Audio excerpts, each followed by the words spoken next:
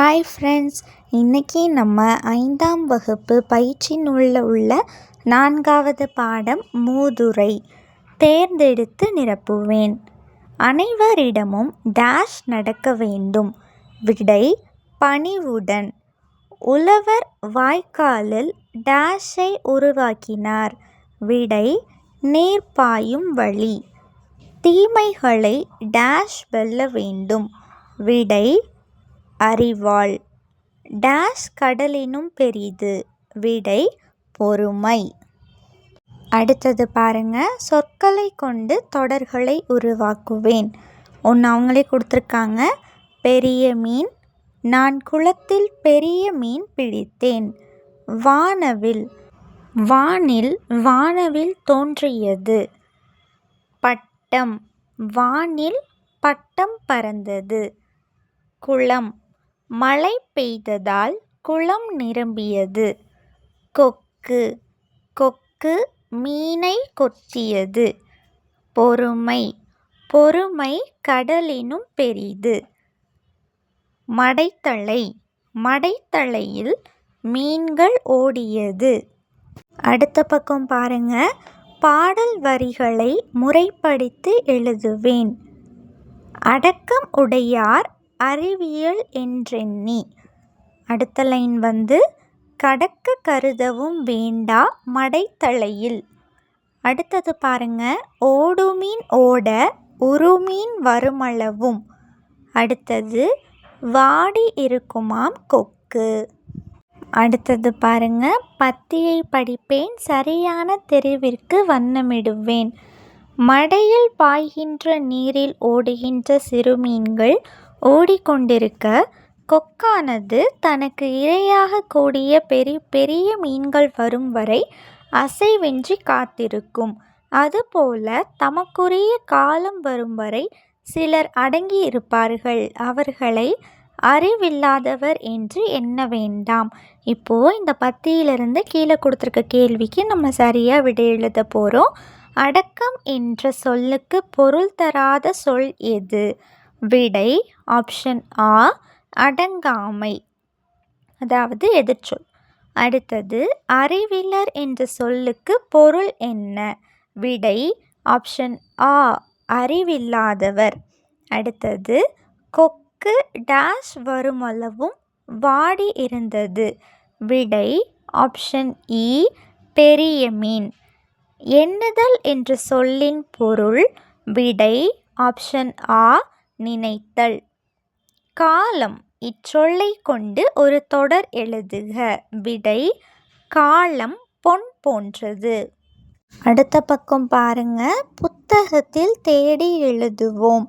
முதல் எழுத்து ஒன்று போல் வரும் பாடல் வரிகளை எடுத்து எழுதுக. அடக்கம். அறிவிலர். கடக்க கருதவும். ஓடுமீன் ஓட. அடுத்த கேள்வி. மடைத்தலை உருமீன். இச்சொற்களுக்கான பொருள்களை கண்டறிந்து எழுதுக. மடைத்தலை நீர் பாயும் வழி. உருமீன் பெரிய மீன். கொக்கு அசைவின்றி நிற்க காரணம் என்ன? எழுதுக. விடை கொக்கு தம்முடைய இரைக்காக பெரிய மீன்கள் வரும் வரை அசைவின்றி காத்திருக்கும். அடுத்தது அறிவிலர் என்று யாரை எண்ணக்கூடாது என்பதனை எழுதுக.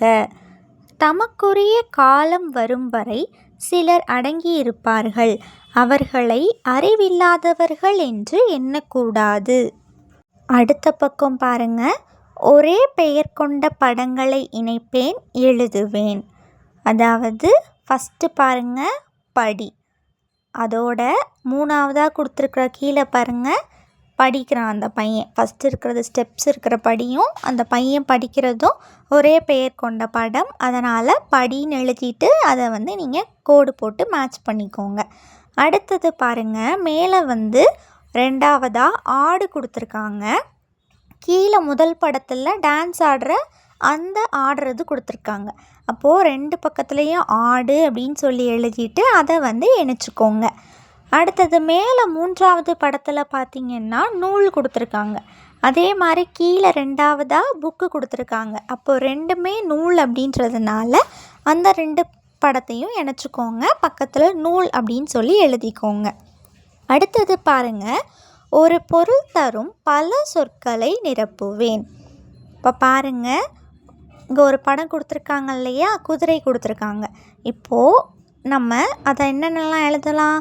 பரி, புரவி, குதிரை. இது 3மே குதிரையை குறிக்கக்கூடிய பேர்கள் தான். ஆனால் பல சொற்கள் அப்படி தானே நம்ம இதை நிரப்பணும். அடுத்தது பாருங்கள், ஒரு 3 கொடுத்துருக்காங்க. அப்போது மதி, சந்திரன், திங்கள். அடுத்தது பாருங்கள், ஒரு கிங்கு கொடுத்துருக்காங்க. அப்போது மன்னர், வேந்தர், அரசர். அடுத்தது பாருங்கள், ஒரு குழந்தை கொடுத்துருக்காங்க. அப்போது சேய், குளவி, குழந்தை. இதெல்லாமே இந்த குழந்தையை குறிக்கக்கூடிய சொற்கள். அடுத்த பக்கம் பாருங்கள், ஒரே பொருள் தரும் பல சொற்களால் நிரப்புவேன், எழுதுவேன். காலையில் உதித்திடும் கதிரவன், பகலில் ஒளி தந்திடும் பகலவன், மாலையில் மறைந்திடும் சூரியன். அதாவது பகலவன், சூரியன், கதிரவன் இது 3மே ஒரே பொருள் தர்றது தான். இது 3மே என்னது? சன்னை குறிக்கிறது தான். இதே மாதிரி கீழே பாருங்கள், நிலா, சந்திரன், மதி. வட்டம் போல தெரிந்திடும் நிலா, வானில் உலா வந்திடும் சந்திரன், வளர்ந்து தேய்ந்து வளர்ந்திடும் மதி. அடுத்தது பாருங்கள், முன்னர் கால்களை தூக்கும் புரவி, தாவரங்களை உண்ணும் பரி, தாவி ஓடும் குதிரை. அடுத்த பக்கம் பாருங்கள், ஒரே பொருள் தரும் பல சொற்களால் நிரப்புவேன். பொதிகை நாட்டை வீரசெழியன் என்னும் வேந்தன் ஆண்டு வந்தார். அந்த கொற்றவன் தலைமையில் குடிமக்கள் அனைவரும் மகிழ்ச்சியாக வாழ்ந்தார்கள். இருப்பினும் நாட்டின் நிலை அறிந்து கொள்ள அவ்வரசன் வேடமிட்டு சென்றார். அப்பொழுது ஒரு வீட்டிலிருந்து அழுகுரல் கேட்டது. உள்ளே சென்று பார்த்தார். ஒரு குழந்தை அழுது கொண்டிருந்தது. ஏன் அழுகிறாய் என்று குழந்தையிடம் கேட்டார். அக்குழந்தை பசி என்று சொன்னது.